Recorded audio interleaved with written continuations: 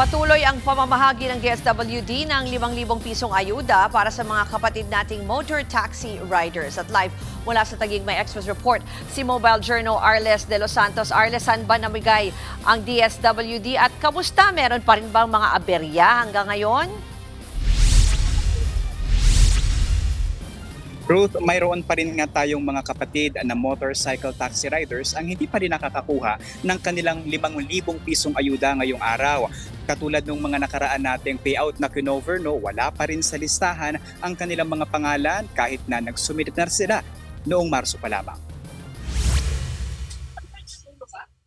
Nakapapaso na ang sikat ng araw dito sa TLC grounds ng Taguig City kung saan isinasagawa ang pamamahagi ng ayuda sa mga motorcycle taxi drivers. Pero mas dama ang init at uhaw ng mga kapatid nating tsuper na maalalayan sa patuloy na pagsirit ng presyo ng petrolyo. 3,250 ang nasa listahan ng makatatanggap ng cash relief assistance mula sa Department of Transportation o DOTR at DSWD ngayong araw. Ilan sa mga nakausap ko na masada pa ng madaling araw at dumiretso na rito. Mayroon ding isinama pa ang kanilang mga anak dahil walang mag-aalaga ng mga ito sa kanilang bahay, kaya minabuti na lamang na bitbitin ang mga ito kaysa hindi makakuha ng ayuda.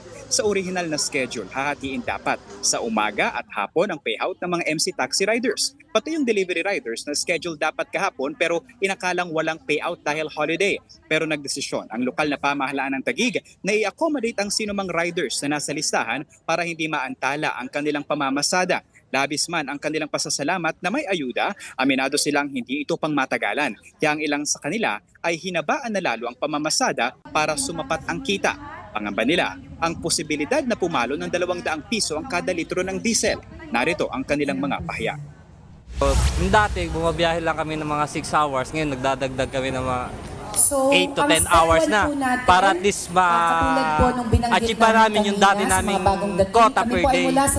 Palagay ko hindi nakakayanin, wala nang bibiyahe pagka ganun.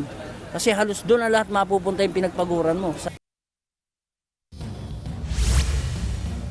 Ruth, sa ngayon wala pang kumpirmadong special payout natin na tinatawag o doon sa mga wala sa master list na inilabas ng LTFRB. Pero dito sa Taguig ay may nakaalalay na specific area para nga makapagrehistro o makapagbigay sa makadagdag sa listahan yung mga hindi nabigyan ng ayuda dahil wala nga sa listahan. Pero inaasahan natin na magkakaroon ng special payout anytime dahil nga pangako naman ng LTFRB na sisiguraduhin nila at target nila na mabigyan ng ayuda ang lahat ng bahagi ng transportation sector natin dahil nga sa patuloy na pagsirit ng presyo ng produktong petrolyo. Pinaalalahanan naman ng lokal na pamahalaan ng lungsod ng Taguig ang mga nakakuha ng ayuda na gamitin ito sa tama para nga siguraduhin na mapunta ito sa karapat-dapat nilang paggastusan dahil sa dulo ng araw, bahagi pa rin ito ng buwis ng bayan. Ruth.